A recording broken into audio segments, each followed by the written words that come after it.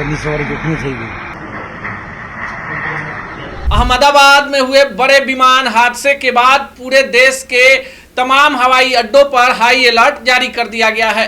पर अहमदाबाद विमान हादसे के साथ ही साथ पटना की 25 साल पुरानी वो याद ताजा हो गई जब पटना में कोलकाता से आ रहे एलायंस एयर के विमान ने गर्दनी बाग के सरकारी क्वार्टर के ऊपर ही लैंड कर दिया।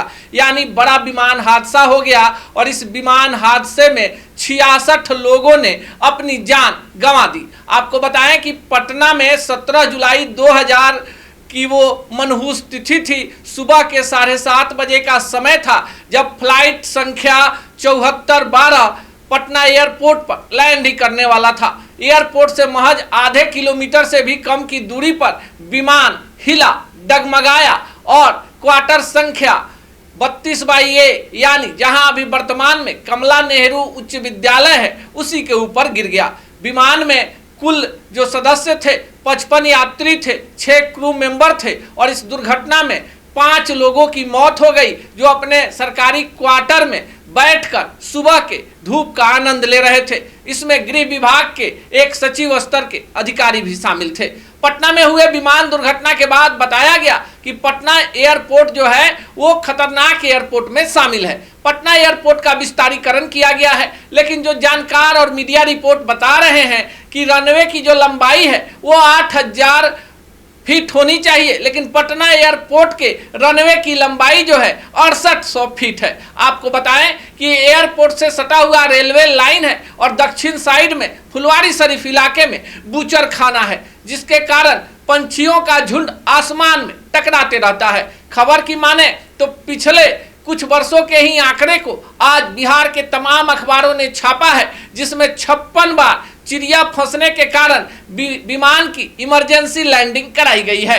पटना में रनवे छोटा होने के कारण इमरजेंसी ब्रेक लगाना पड़ता है तथा क्षमता से कम यात्रियों को लेकर ही विमान यहां से उड़ते हैं। पर कहानी अहमदाबाद के बहाने पटना के उस बड़े दुर्घटना की जब एयरलाइंस एयर का विमान 17 जुलाई 2000 को पटना के गर्दनी बाग इलाके में गिर गया। सुबह का 7:30 बज रहा था और चारों तरफ चीख पुकार मच गई। किसी को समझ में नहीं आया कि आखिर हुआ क्या है। इस दुर्घटना में कोई जीवित नहीं बचा था, यानी जो 56 यात्री थे और इसके अलावा जो क्रू मेंबर थे और 5 लोग स्थानीय थे जो अपने सरकारी क्वार्टर में बैठे हुए थे।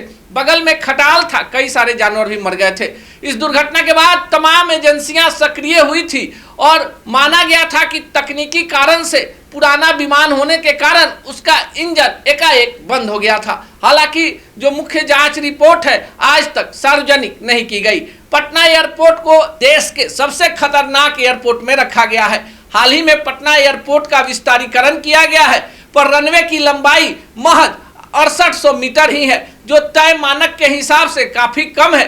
तय मानक के हिसाब से रनवे की लंबाई 8000 फीट होनी चाहिए। बिहार में पटना के अलावे दरभंगा में भी एयरपोर्ट काम करने लगा है, पर पटना के गर्दनी बाग में हुए विमान हादसे की याद तब ताजा हो जाती है जब कहीं कोई विमान दुर्घटना होता है। अहमदाबाद में हुए विमान दुर्घटना के बाद पटना की दुर्घटना को लेकर लोग सहम जा रहे हैं। लोग आज से 25 साल पहले 17 जुलाई 2000 के उस मंजर को याद कर रहे हैं जब पटना के गर्दनी बाग इलाके में एकाएक एलायंस एयर का विमान हिचकोले खाते हुए आसमान से मौत बनकर नीचे गिर पड़ा और उसमें सवार सभी लोगों की तो मौत हो ही गई, साथ ही साथ नीचे अपने सरकारी आवास में बैठकर आराम फरमा रहे 5 लोगों को भी जान गंवानी पड़ी। इस तरह के हादसे के बाद बड़ी कमेटी गठित होती है, तरह तरह की बातें होती है, सुरक्षा मानकों पर विचार होता है और अंत में मानवीय भूल पर आकर पूरी रिपोर्ट सबमिट कर दी जाती है।